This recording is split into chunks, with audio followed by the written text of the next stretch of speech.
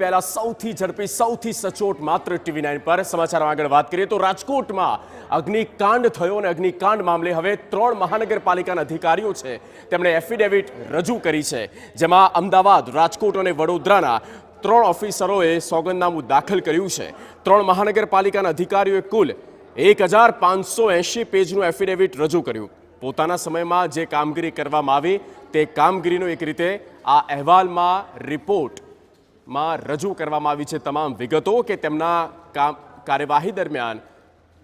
આ બાબતો અને એ જે કાર્યવાહી કરવામાં આવી તે તમામ વિગતો તેમાં લખી છે તો રાજકોટ અગ્નિકાંડમાં જે મૃતકોને વળતર આપ્યું તે મામલે પણ સવાલ થઈ રહ્યા છે GHAના પ્રમુખ બ્રિજેશ ત્રિવેદીએ સવાલ ઉઠાવ્યા છે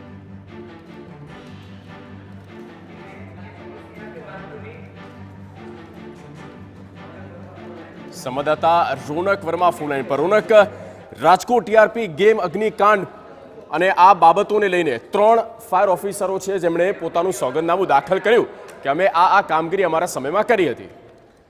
આજે બિલકુલ જે પ્રમાણે વધુ એક વખત વેકેશનનો સમય ચાલી રહ્યો છે અને એ જ વેકેશનના સમયમાં જે પ્રમાણે દુર્ઘટના ઘટી છે જેમાં અનેક નિર્દોષોના મોત નીપજ્યા છે ન માત્ર નિર્દોષો પરંતુ મહત્વની વાત એ છે કે જેમાં બાળકોનો પણ ભોગ લેવાયો છે તેવા સંજોગોમાં હવે ગુજરાત હાઈકોર્ટ તરફથી જ્યારે સુઓમોટો પિટિશન લેવામાં આવી છે તે સુઓમોટો પિટિશનની અરજી અને સુનાવણી દરમિયાન જ્યારે કોર્ટ તરફથી આદેશ આપવામાં આવ્યા હતા કે જુલાઈ 2021 થી લઈને અત્યાર સુધી જે પણ અધિકારીઓ પદ ઉપર રહ્યા હોય તેઓ ખુલાસો કરે તેમણે શું કામગીરી કરી ન માત્ર રાજકોટ પરંતુ અમદાવાદ અને વડોદરા આ ઉપરાંત સુરત સહિતના જે અધિકારીઓ છે તેમના તરફથી જે જવાબ છે તે માંગવામાં આવ્યા હતા અને ખુલાસો કરતું સોગંદનામું રજૂ કરવા માટે કહેવામાં આવ્યું હતું ત્યારે આજે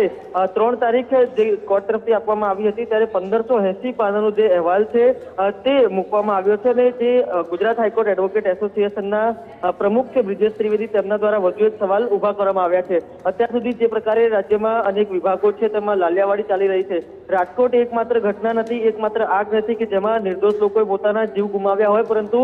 રાજ્યના અનેક શહેરો એવા છે જેમાં આ પ્રકારે આગની ઘટનાથી લઈને લોકોના જીવ ગયા છે ત્યારે હવે અત્યાર સુધી શું કામગીરી કરી અને હવે આગળ કયા પ્રકારના જે પ્રિવેન્ટિવ જે એક્શન છે તે લેવા જોઈએ તે પ્રકારની પણ જે એક વાત છે તે તેમના તરફથી કહેવામાં આવી છે આ ઉપરાંત મૃતકોને આપવામાં આવેલા વળતર અંગે પણ તેમના દ્વારા જે સવાલ છે તે ઉભા કરવામાં આવ્યા છે આ ઉપરાંત બ્રિજેશ ત્રિવેદી તરફથી એવું પણ કહેવામાં આવ્યું છે કે 6 તારીખે આ સમગ્ર કેસમાં હિયરિંગ છે તેમના પહેલા તેમના તરફથી ખૂબ જ અગત્યનું સોગંદનામું છે તે કોર્ટમાં મૂકવામાં આવશે હવે તમામની નજર એ જ છે કે હવે તેમના તરફથી જે સોગંદનામું મૂકવામાં આવે છે તેમાં કઈ કઈ બાબતોનો સમાવેશ થાય છે આ ઉપરાંત મહત્વનું એ પણ છે કે અનેક જે એવી બાબતો છે તેની સ્પષ્ટતા અને જેના ખુલાસા આ ઉપરાંત જે ચોંકાવનારી વાત છે તે TV9 પણ અનેક વખત રજૂ કરી છે ત્યારે 6 તારીખે શું નવું સોગંદનામું રજૂ થાય છે તેના પર સૌની નજર રહેશે રોનક આભાર તમામ માહિતી આપવા માટે